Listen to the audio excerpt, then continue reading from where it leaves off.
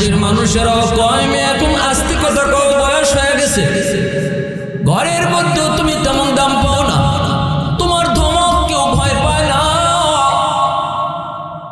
কিন্তু বান্দা মনে রাখিস, কসম খায় আমি আল্লাহ কইতেছি, গায়ে তোর যতদিন শক্তি থাকবো, ততদিন যদি আমার গোলামি করো, ততদিন যদি আমি আল্লাহকে ভয় করে চলো, যেই বয়সে তোমাকে কেউ দাম দিতে চায় না, ওই বয়সে আমি আল্লাহ তোমারে দামি বানায় দিব। নামাজ আদায় করেছো, 5 ওয়াক্ত মসজিদে যে জামাত পড়েছো, জামাতের সাথে তুমি শরীক হয়েছো, আজ তোমাকে আমি আল্লাহর শক্তি কেড়ে নিয়েছি, মসজিদে তুমি যাইতে পারো না, ঘরের ভিতরে তোমার নামাজ পড়তে হয়। আল্লাহ পাক বলেন, ফেরেশতাদেরকে আমি আল্লাহ নির্দেশ দেই, ও ফেরেশতারা শোনো, আমার বান্দার গায়ে শক্তি যতদিন ছিল ততদিন তো মসজিদে জামাত পড়েছে, এখন তো শক্তি আমি আল্লাহ কেড়ে নিয়েছি, আগের মতো শক্তি থাকলে এখনো মসজিদে যাইতো। ঘরে নামাজ পড়ে আমার বান্দা যদিও ঘরে নামাজ পড়ে, তবুও তোমরা যৌবনে মসজিদের জামাতের সওয়াব উঠায় দাও। আমার বান্দা কোরআন তেলাওয়াত করত, চোখে যতদিন তার পাওয়ার ছিল, আজ আমি আল্লাহ তার চোখের পাওয়ার কেড়ে নিয়েছি, কোরআন পড়তে পারে না, আফসোস করে, হরফগুলি দৌড়াদৌড়ি করে দেখে না। ফজরের পর বান্দা কোরআন পড়ত, মাগরিবের পর কোরআন পড়ত, কিন্তু আজকে বৃদ্ধ হওয়ার কারণে চোখে পাওয়ার নাই, পাওয়ার বান্দায় নিজে নিজে কয় নাই আমি আল্লাহ নিয়ে আনিছি। আজও যদি তার চোখের পাওয়ার থাকতো, কোরআন তেলাওয়াত করত। এ ফেরেশতারা শুন, আমার বান্দা যদিও কোরআন তেলাওয়াত করতে পারে না, তবু তার আমল নামায় যৌবনের তিলাওয়াতের সওয়াব তোমরা উঠা দাও। ইল্লাল্লাযীনা আমানু ওয়া আমিলুস সালিহাত ফালাহুম আজরুন গায়রু মামনুন। আল্লাহ কসম করে বলছেন, যৌবনের কোন আমলই আমি আল্লাহ তোমার বৃদ্ধ বয়সে কাটবো না, যৌবনের সবগুলি আমল আমি বুড়া বয়সে জারি রাখবো। সরকার আমাদেরকে পেনশন দেয় নির্ধারিত বয়সে, সরকার খুশি হয়ে বলে তুমি টাইম মতো, বয়স যতদিন ছিল ততদিন তুমি আমার ডিউটি পালন করেছো, আমি সরকার তোমার উপরে বড় খুশি, এখন আর অফিস করা লাগবে না, তুমি তোমার ঘরে থাকো, বেতন আমি পৌঁছায় দিব, এর নাম হলো পেনশন। কিন্তু সকল সরকারের সরকার আল্লাহ পাক বলে, বান্দারে তোর যতদিন গায়ে যোগ শক্তি ছিল, যখন আমার গোলামি করবে, যেই বয়সে তুই শক্তির কারণে পারবে না, বুড়া হয়ে যাওয়ার কারণে, আমিও কিন্তু আমল জারি রাখবো না। দুনিয়ার সরকারে যদি বেতন তোর ঘরে পৌঁছায় দেয়, আমিও তোর ঘরে আমল পৌঁছায় দিব। আওয়াজ দেয়া কও না সুবহানাল্লাহ, আরেকটু জোরে কও না সুবহানাল্লাহ। প্রশংসা করবো কার? আরো জোরে কও কার? ওয়াহদত কি হিফাজত নেহি বেকুওত বাজো,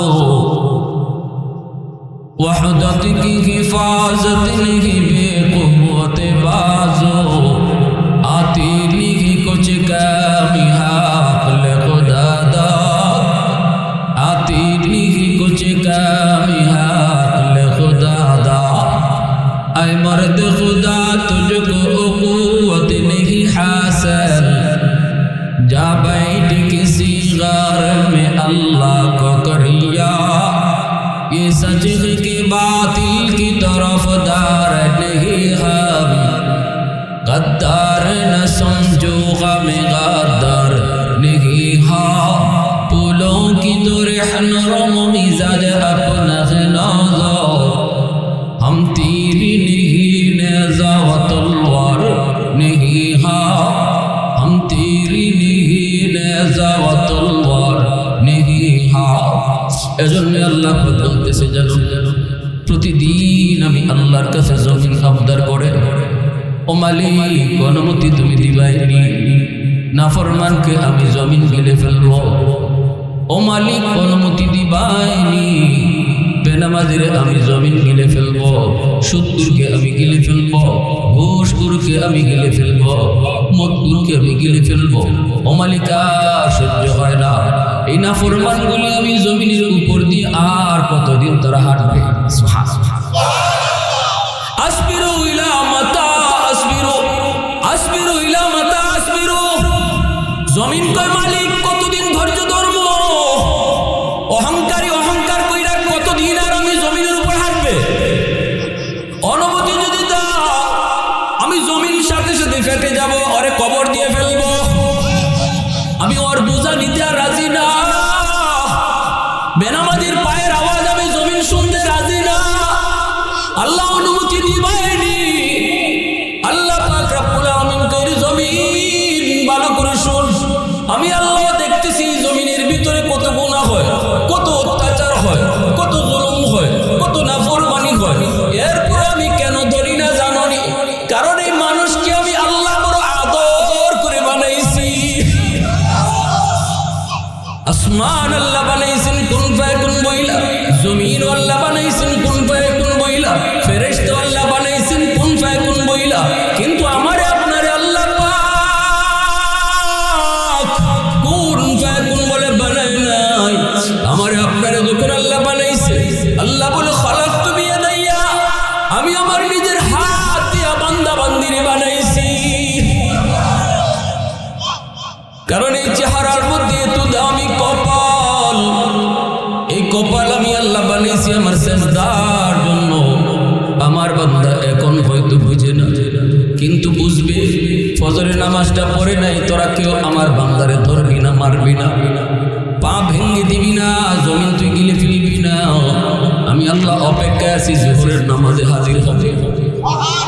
জোহরের নামাজটাও পড়ে না, মালিক কয় না না রিজিক তোরা বন্ধ করিস না, আমি তো বড় দয়া করে বানাইছি। আমি তো নিজের হাতে আর কেউ বানাই নাই, আমার বান্দারে নিজের হাতে বানাইছি। না না তোরা রিজিক বন্ধ করবি না। সামনে আসরের নামাজ, আমার বান্দা আসরের নামাজে হাজির হয়ে যাবে।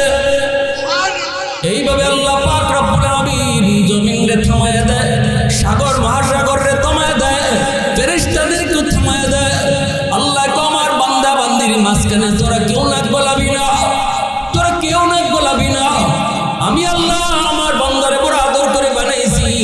70 বছর বয়সে যায় যদি সে তওবা করে, 60 বছর বয়সে যায় যদি তওবা করে, কোন একটা ওয়াজ মাহফিলে গিয়ে যদি চোখের পানি ফেলায়, তুই মালিক ভুল করেছি, 70 বছরের গুনাহকে আমি 70 সেকেন্ডে মাফ করে দিব।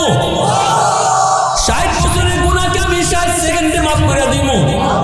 আমি 60 বছর লাগাবো না। গুনাহ করতে 60 বছর, মাফ করতে 60 বছর লাগাবো না, 60 মাসও লাগাবো না, 60 ঘন্টাও লাগাবো না। 60 বছরের গুনাহকে আমি 60 সেকেন্ডে মাফ করে দিব। আল্লাহ পাক রব্বুল আলামিন কয় জানোনি জমিনকে আমি কেন টিকায় রাখছি? 4 দল এখনো জমিনের ভিতরে আছে। লাউলা মাশাইখু রুক্কা ওয়াশ-শাবাবু খুশা ওয়াল আতফালু রুদ্দা ওয়াল আনআমু রুত্তা লাজআলতু as-সামাআ হাদীদা ওয়াল আরদা খাসফা ওয়াত তুরাবা রামাদা ওয়ামা আনজালতু মিনাস সামাই কাতরা ওয়ামা আমবাততু মিনাল আরদি নাবাতা বাল আনজালতু আলাইকুমুল আযাবা সাব্বা। আল্লাহ পাক বলে 1 নম্বর কাদের জন্য আমি জমিন টিকায় রাখছি। এ জমিন তুই শুন, কাদের উসিলায় আমি আসমান টিকায় রাখছি। এ সাগর মহাসাগর তোরা শুন। 1 নম্বর হলো জমিনের ভিতরে আমি যখন দেখি আমার কিছু যুবক বান্দা বান্দি যৌবনের পাগলা গোড়া দৌড়ায় না, যৌবনে সে দিলের ভিতরে আমি আল্লাহর প্রেম জমায় দেয়। মাথায় তার টুপি দেখি, যৌবনে তার মুখে আমি নবীর সুন্নতি দাঁড়িয়ে দেখি। আমি যখন দেখি যুবক যৌবনে বাপ মার সেবা করে, উলামায়ে কেরামের তাজিম করে, মুরব্বিদেরকে সম্মান করে, গান বাজনার আয়োজন করে না, মাসকে মাস কোরআনের মাহফিলের জন্য প্রস্তুতি নেয়। দিলের ভিতরে যখন দেখি দুনিয়ার নাপাক প্রেম তার অন্তরে নাই, অন্তরের ভিতরে আমি আল্লাহর প্রেম, আমার রাসূলের প্রেম জমায় দেয়। ওই যুবকের কলিজার দিকে যখন আমি আল্লাহ তাকাই, তখন এই জমিনের প্রতি আমার মায়া লেগে যায়। আল্লাহ পাক রব্বুল আলামিন কয় ওই যুবক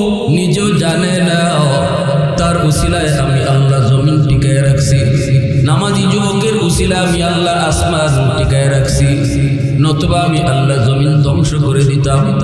আল্লাহ পাক কয়ার এক শ্রেণী হলো আমার কিছু বৃদ্ধ বান্দা বান্দি রয়েছে, চুলদারি সাদা হয়ে গেছে, কোমরে তার জোর নাই, হাঁটুতে তার ব্যথা, রুকু করতে গেলে তার বড় কষ্ট হয়, সাজদায় গেলে পরে তার কষ্ট হয়। আমি দেখতেছি আমার বান্দার কোমরে জোর নাই, হাঁটুতে ব্যথা, নামাজ পড়তে তার কষ্ট হয়, মসজিদে যাইতে তার কষ্ট হয়। এরপরও আমার কিছু বৃদ্ধ বান্দা রয়েছে, লাঠি পড় দিয়া মসজিদের দিকে টুক টুক টুক টুক করে মসজিদে হাজির হয়, রুকুতে যায় কষ্ট হয়।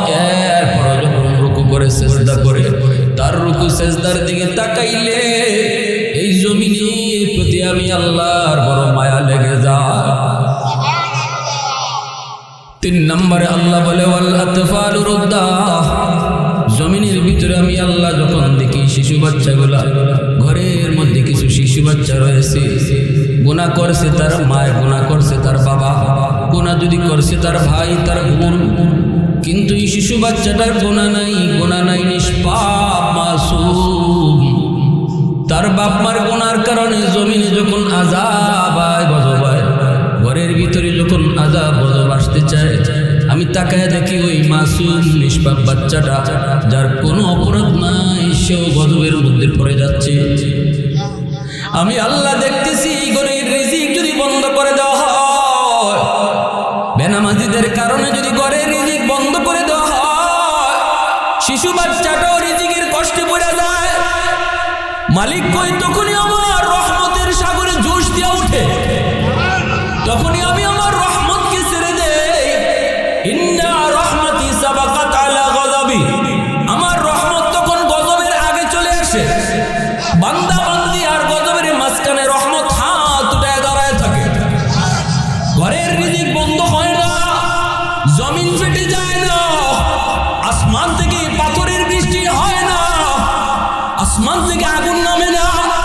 যখনই আমি দেখি জমিনে কিছু শিশু অবুঝ নিষ্পাপ বাচ্চাগুলি রয়েছে, এজন্য যুবক অবুঝ নিষ্পাপ শিশু বাচ্চাদেরকে মাইরো না, ধমক দিও না, হেতুক কষ্ট দিও না, কারণ এই বাচ্চাটার উসিলায় আল্লাহ তোমার আমার মতো নাফরমানরে খাওয়াইতেছে।